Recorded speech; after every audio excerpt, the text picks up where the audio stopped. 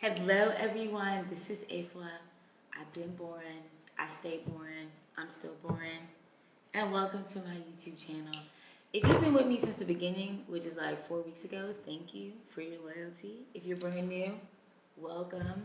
We're lame here, but we don't mind. Please hit the subscribe button down below so you can get updates, know what's going on. It's going to be boring, but you might like it. So today we're talking about how do you find a co-founder. I actually get this question quite a lot. Some unserious people are like, can women really work together?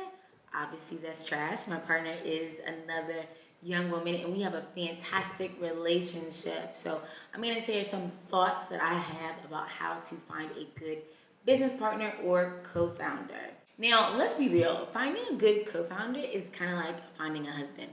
And I ain't got no man, so I can't really advise y'all on how to do that. But what I can share are some do's and don'ts that I have learned along the way about how to facilitate a positive working relationship with anybody that you want to bring into your business. So here are some do's and don'ts when it comes to finding a co-founder.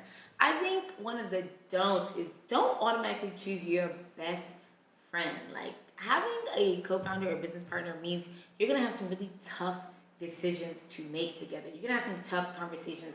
You're not always going to get along. So it's not your best friend that you never tell the truth and you let outside looking a mess and that's the person you're gonna work with. No, right? Even if it is someone you know very well, be prepared and be ready to have those tough conversations. Another don't is don't go based off of just what you see on paper. So just because someone has had a great achievement or they've started a business before, that doesn't mean they're going to be a good fit for you and for what you are trying to achieve.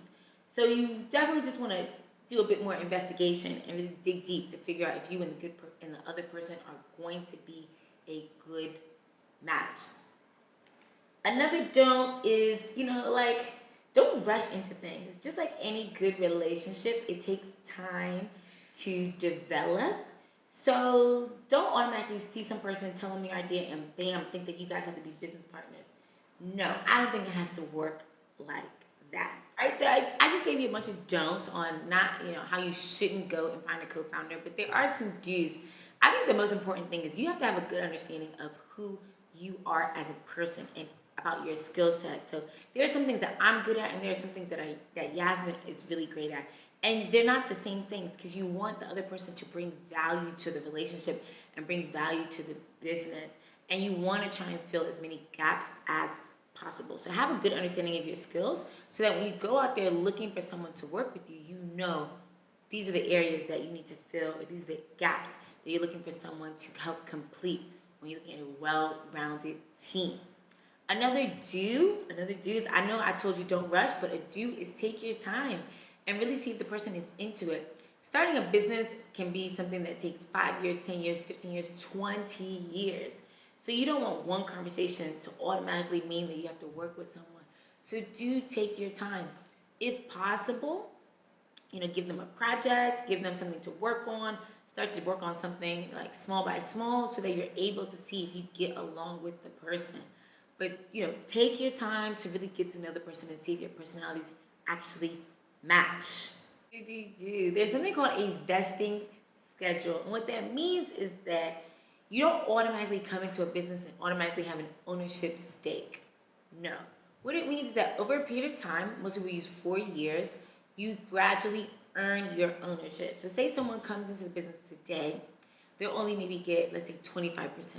Then the next year they'll get 50%. The next year they'll get 75%. And then after that 4th year, then they'll finally get 100% of whatever stake of ownership you've given them in the business. So what this does is it ensures that people's incentives are aligned. You're not going to come into the business for 6 months and 1 year or 1 year and leave and have 50% of it. No, you have to put in the time in order to get the benefits.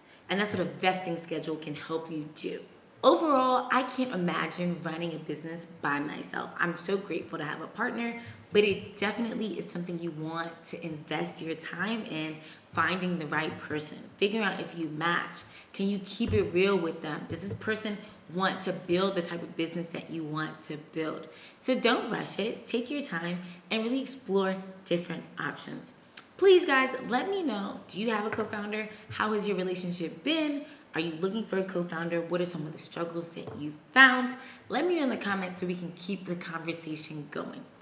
Thank you for watching The Boring Entrepreneur, and I will see you next week. Bye, guys.